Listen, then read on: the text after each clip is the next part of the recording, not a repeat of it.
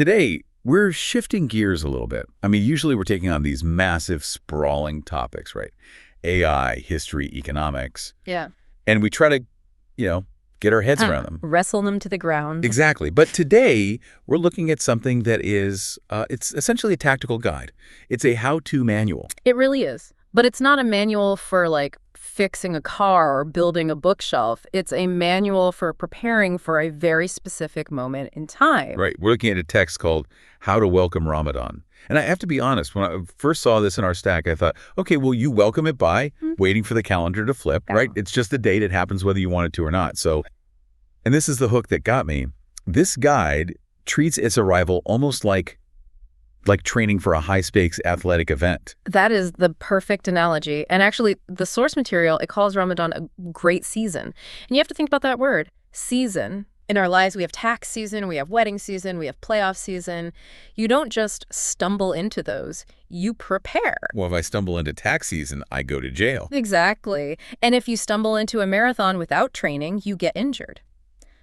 This text is arguing that the exact same logic applies here to a spiritual observance. If you just let it happen to you, you've already missed the point. You have to actively, run toward it. So our mission today is to unpack this specific strategy guide. We're going to look at the do's and don'ts of getting ready. And it's really broken down into 3 distinct phases. The internal headspace, the physical training camp, and then the logistical toolkit. And what's so surprising is that it doesn't start with the physical stuff. It doesn't start with buy less food or change your sleep schedule. No, it starts in a much messier place. It starts with the internal landscape. Which is usually the part we all like to skip. 100%. It's way easier to clean my kitchen than to clean my conscience. Yeah. But the source puts spiritual and inner preparation right at the top of the hierarchy. And the very first bullet point here is sincere intention and repentance. Now, help me out here, because intention sounds a little bit vague. Is this just telling yourself, okay, I'm going to do this? It's deeper than that. I mean, in the context of this source, sincere intention is all about the why. Think about it. Why do people burn out halfway through a project or a diet or a workout plan? Usually because they forget why they started. Or they were just doing it because somebody else told them to. Precisely. The text is saying that before the starting gun even goes off, you have to consciously pivot your internal compass. You have to decide this isn't just a routine you're blindly following because your parents did it or because everyone on social media is doing it. Exactly. You're doing it for a very specific spiritual purpose. And that leads right into the repentance aspect. Which implies a clean slate. It implies removing the rubble. Imagine trying to build a beautiful new house on a site that's just covered in debris and trash. You can't do it. No. The repentance here is the demolition felser.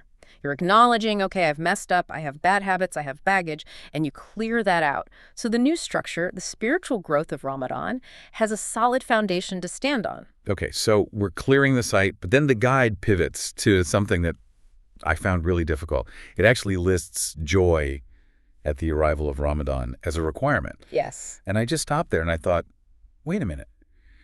You can control your actions. You can control what you eat. But can you control an emotion? The text seems to classify feeling happy as an act of worship. How does that even work? You can't just flip a switch and say, yay, I'm hungry. It's a great question. And you're right. You can't force an emotion like you force a muscle movement. No. But what you can do is cultivate a perspective. The text is challenging what I'd call the burden mentality. Yeah, burden mentality. Yeah. A lot of people approach religious obligations with this, like, heavy sigh. Here we go. 30 days of no coffee. 30 days of being tired. If that's your starting point, you're welcoming the month like an unwanted house guest. You let them in, but you're checking your watch the whole time. That's a really vivid image. And I guess if you treat a guest like a burden, the visit is terrible for everyone. It is. The guide is saying, change the narrative. Frame this as an opportunity. It calls it a season of profit, spiritual profit. If someone told you, hey, next month, every hour you work, you get paid triple, would you be dreading the work? No, I'd be sleeping at the office. I'd be pumped. That is the joy the text is talking about. It's the excitement of high stakes and high reward. And getting yourself into that headspace, sort of hacking your brain to see the reward, not just the difficulty. That is, in itself, a spiritual act. Okay, I can see that. It's like an athlete getting hyped for the Olympics. It's going to hurt, but they're excited to be there. Exactly. Now, alongside this joy, the source mentions supplication. But it's a very specific kind. It says we should ask to reach Ramadan. This is one of the most humbling parts of the text, I think. Yeah, it got a little dark for a second. It basically says, don't assume you're going to be alive next week. That's the reality of it. It's memento mori. Remember death. We plan our lives with this sort of arrogance that we have unlimited time. I'll fix my spiritual life next year. I'll read that book later. This instruction forces you to just stop and say, I might not actually make it. So the prayer isn't just a ritual, it's an acknowledgement of your own fragility. It is, and it totally changes how you value the time if you do get it. If you beg to reach the starting line, you're not going to waste the race. That really grounds you. But then, just when I thought we were done with all the internal me versus myself stuff, the guide throws this curveball that involves other people. Reconciling hearts and maintaining family ties. This is the heavy lifting. This feels like a massive escalation. Suddenly, to prepare for a month of fasting, I have to call that cousin I haven't spoken to in 3 years. Or forgive a friend who, stabbed me in the back. Why is my social life a prerequisite for my spiritual life? Because the text is presenting this holistic view of what a sound heart even is.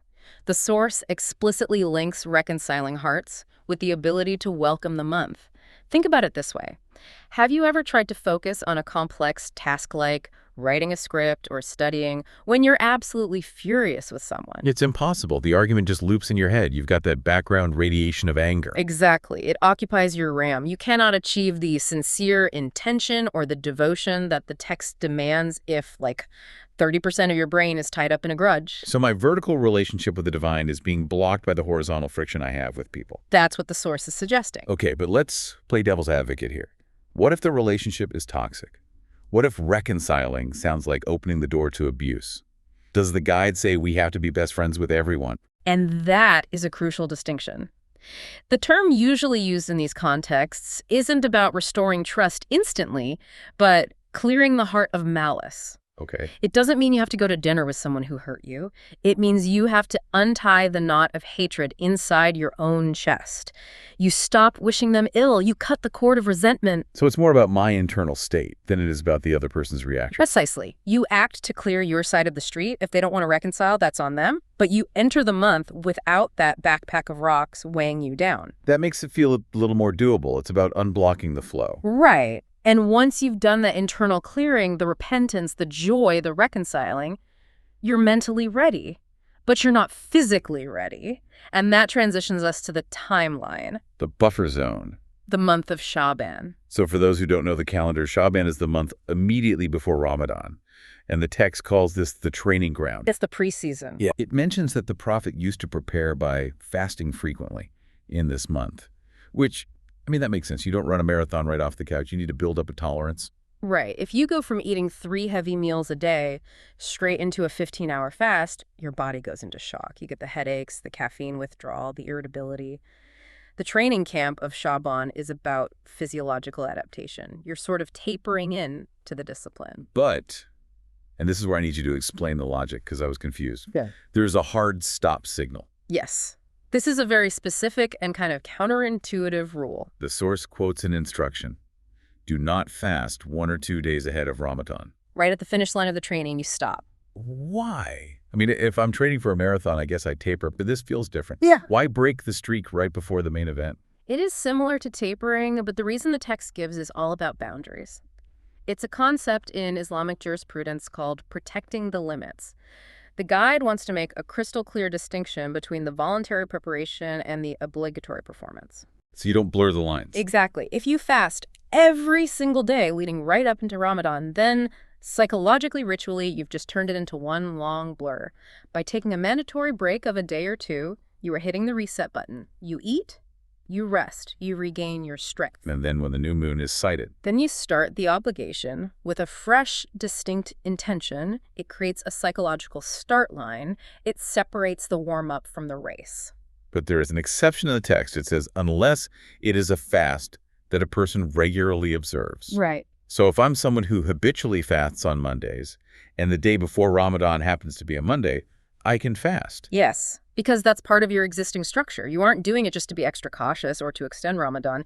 You're doing it because it's Monday. The prohibition is against people who try to add on to the holy month out of panic or excessive zeal. It's amazing how structured this all is. It's not just do whatever feels holy. It's a very specific protocol. It is discipline. And speaking of protocol, that brings us to the third phase. We've done the heart, we've done the physical warm-up. Now we need the practical toolkit. The logistics. And the first item in the toolkit is pure academics, learning the rulings of fasting. You can't play the game if you don't know the rules. But be real with me. How complicated can it be? Don't eat, don't drink.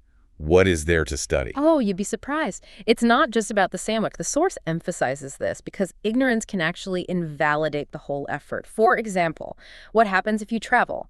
There are specific rules for travelers. What if you need an injection or an IV drip? Does that break the fast? Oh, I see. What about using an inhaler? Modern life complications. Exactly. Imagine going through the entire day hungry, thinking you're observing the fast, but you did something at 10 a.m. that technically broke it, and you just didn't know. The source is saying, don't risk it. Sit down, open a book, or ask a scholar.